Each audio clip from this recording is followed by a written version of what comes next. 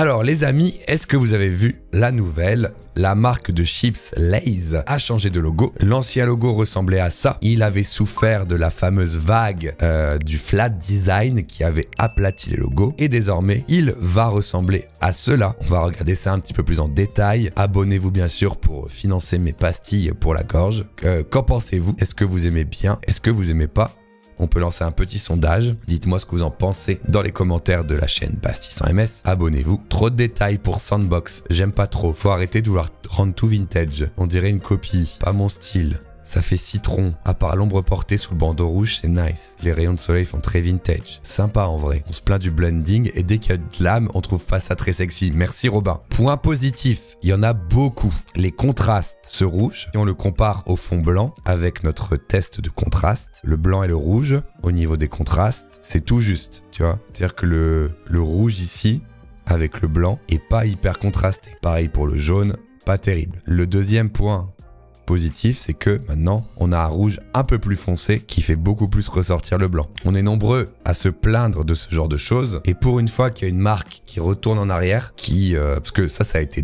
Les gens ont détesté quoi ça. Les gens adoraient le personnage et là, ils l'ont simplifié. Et pour une fois qu'il y a une marque qui retourne vers des trucs plus contrastés, c'est cool. Deuxième point positif pour moi, c'est que là, on a un logo, alors je vais mettre en vert, on a un logo qui descend. Vous voyez ?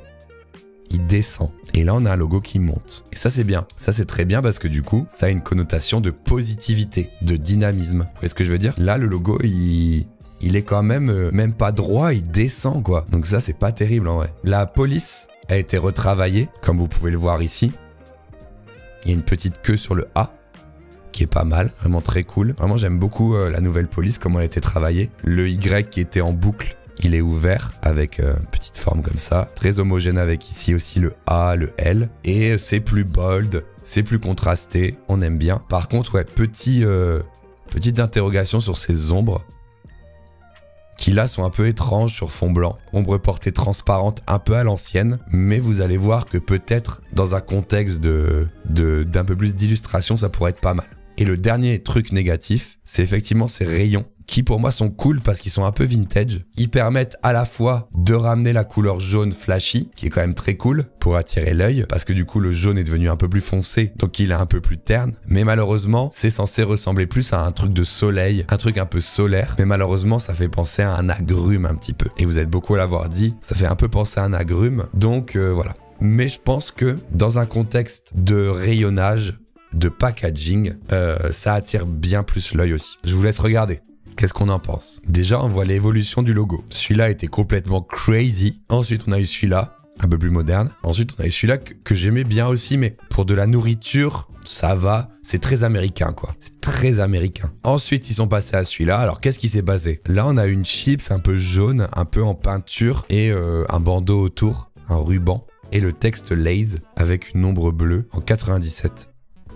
Très orangina, ouais. Ensuite, la fameuse époque, la grande époque de la 3D avec Windows XP, tous ces trucs-là, macOS, tard l'époque glossy, quoi. C'était la mode de la 3D, hein, c'était la révolution technologique du moment, c'était les trucs en 3D. Donc ils ont été en 3D pour suivre un peu cette tendance. J'y vois pas beaucoup de chips là-dedans, on va pas se mentir. 2019, c'est une version assez proche du logo flat qu'il y a eu juste après. Et ensuite, 2026, il y aura... Enfin 2025 du coup, celui-là. Bon, c'est pas une pomme de terre ça. Ça c'est une pomme de terre américaine. Et on a cet habillage avec des frites autour un peu. Est-ce que c'est bizarre? Qu'est-ce qu'on en pense? Il y a un truc que j'aime bien, c'est le côté irrégulier et texturé. Pour moi, ça c'est très réussi. Mais on le retrouve pas dans le logo. Du coup, c'est dommage. Et ça fait marque de chips un peu. De frites. Mais j'aurais aimé que cette idée de bâtonnet de chips un petit peu cassé comme ça, on le retrouve un peu plus dans le logo. Et ce côté jaune, blanc, orange aurait pu être utilisé à la place du soleil, quoi.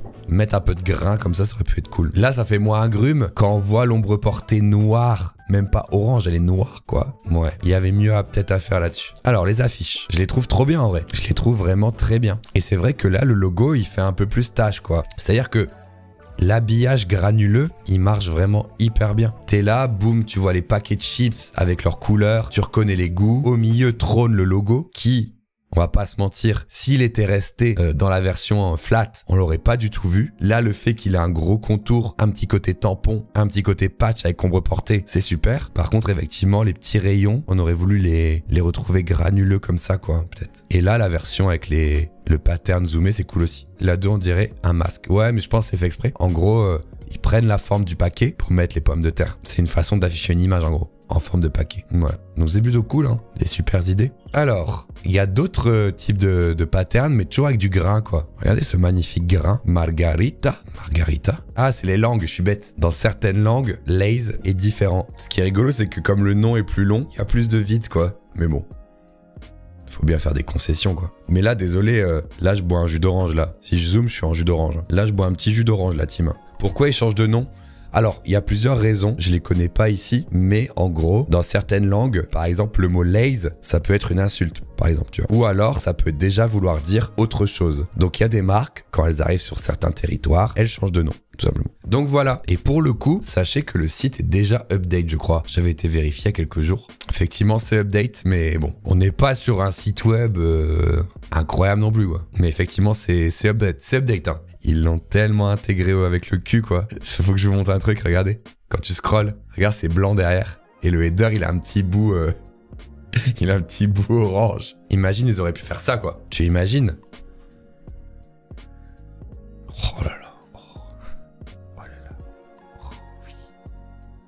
Oh oui. Oh là là. Oh, le site. Notre ballot. C'est mon site. Vous pouvez aller voir cette vidéo, bien sûr. Comment faire un site comme ça par Basti UI d'Oisale. Du coup, c'est cette vidéo-là. Si vous voulez aller la voir, j'ai créé une marque de chips pour les riches. Voilà, n'hésitez pas, bien sûr. Et voilà le résultat final du site que j'ai créé dans cette vidéo. J'espère que vous aimez bien. A new look is on the way. Abonnez-vous à ma chaîne.